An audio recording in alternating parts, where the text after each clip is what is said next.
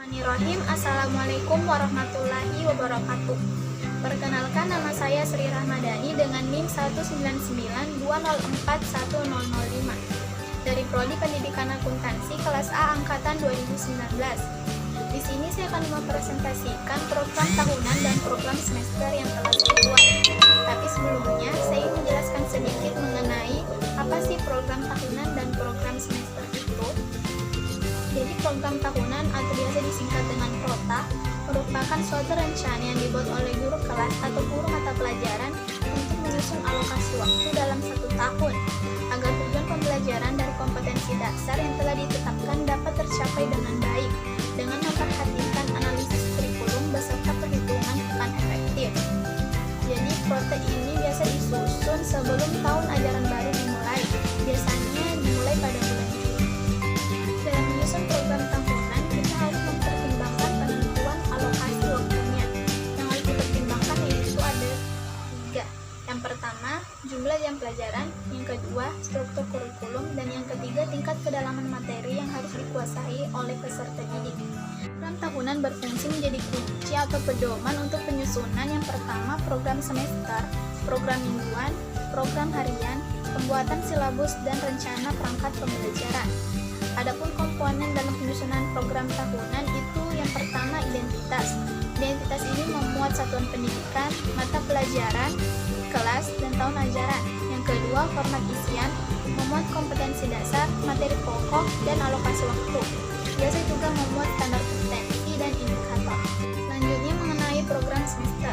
Program semester atau biasa disingkat dengan PROMES merupakan rancangan kegiatan belajar mengajar secara garis besar mengenai hal-hal yang akan dilakukan dan akan dicapai yang dibuat dalam waktu 1 semester.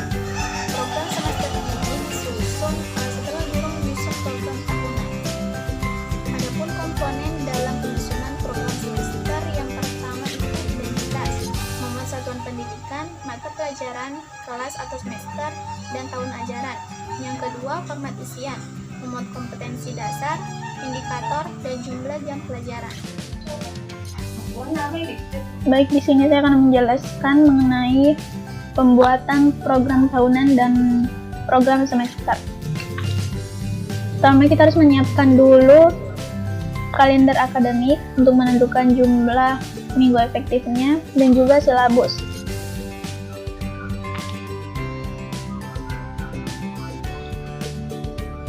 Sini.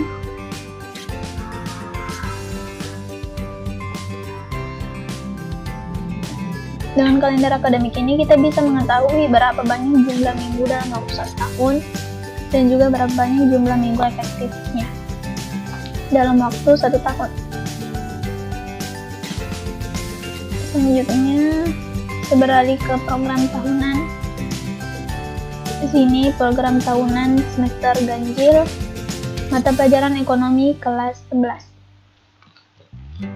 Ini kompetensi dasar, materinya saya ambil dari silabus yang telah saya download. Sini ada kompetensi dasar, indikator, materi pokok, dan kegiatan pembelajaran. Sini sambil kompetensi dasarnya saya masukkan ke sini. Jadi karena ini membuat banyak indikator, jadi saya ambil kompetensi dasarnya saja. Yang pelajaran yang saya tentukan yaitu 4 jam pelajaran dalam waktu 1 minggu.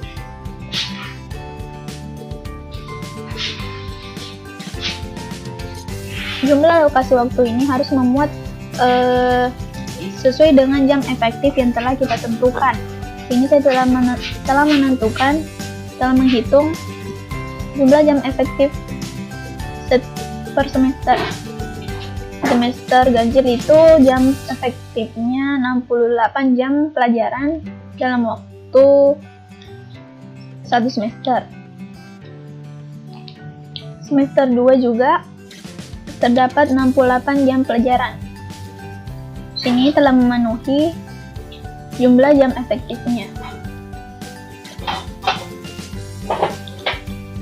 Juga saya tambahkan ulangan harian di dalam program tahunan. Selanjutnya di program tahunan semester genap. Kasusnya sama, kayak kompetensi dasarnya saya ambil dari silabus. Alokasi waktunya sini telah memenuhi jumlah jam efektif dalam waktu 1 semester. Oke, setelah kita membuat program tahunan, kita beralih ke program semester. Jadi pertama-tama kita harus menyusun program tahunan dulu, lalu membuat program semester. Karena di sini terdapat kode-kode kompetensi dasar alokasi waktu.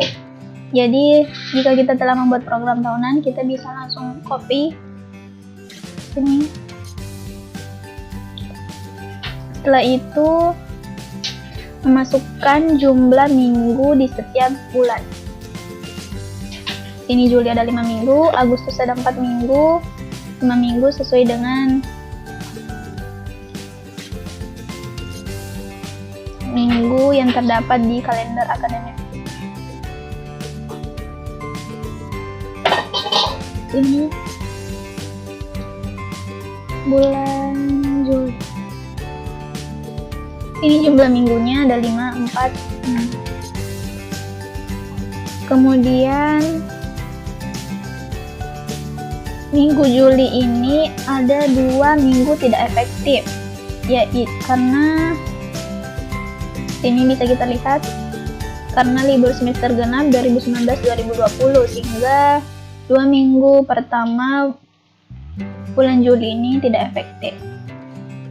Lalu di minggu ketiga Agustus terdapat lagi minggu tidak efektif, yaitu libur nasional. Ini kita lihat minggu ketiga Agustus. Jadi proses belajar mengajar ini mulai pada minggu ketiga bulan Juli. Ini dimulai.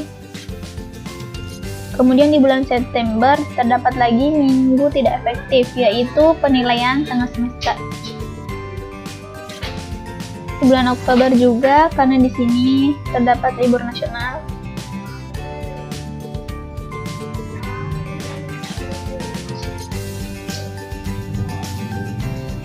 Di minggu pertama Desember ada penilaian akhir semester.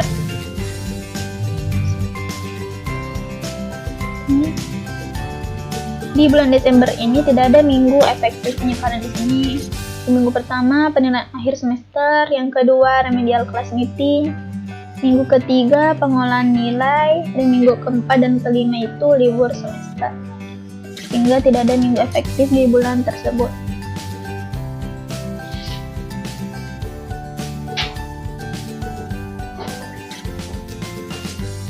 Sini jumlah jam pelajaran tadi sudah ditentukan 4 jam pelajaran dalam waktu 1 minggu. Sini jumlah alokasi waktunya ini 4, 8 jam 24, kita bagi 2. Untuk KD 31 itu ada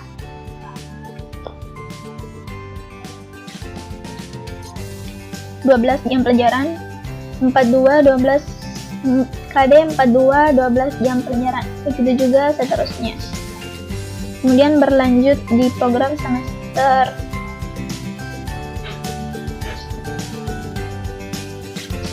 genap.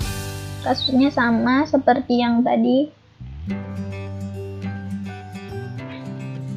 Jadi dalam pembuatan program semester ini yang harus kita perlukan itu kalender akademik, silabus, agar kita bisa memasukkan kompetensi dasarnya, alokasi waktunya, dan juga kalender akademik untuk menentukan jumlah jam efektif, sehingga dapat tercapai pembelajaran yang efektif pula. Baik, itulah mungkin sedikit pemaparan materi mengenai program tahunan dan program semester yang telah saya buat. Lebih dan kurangnya mohon dimaafkan. Wabillahi taufiq wal hidayah. Wassalamualaikum warahmatullahi wabarakatuh.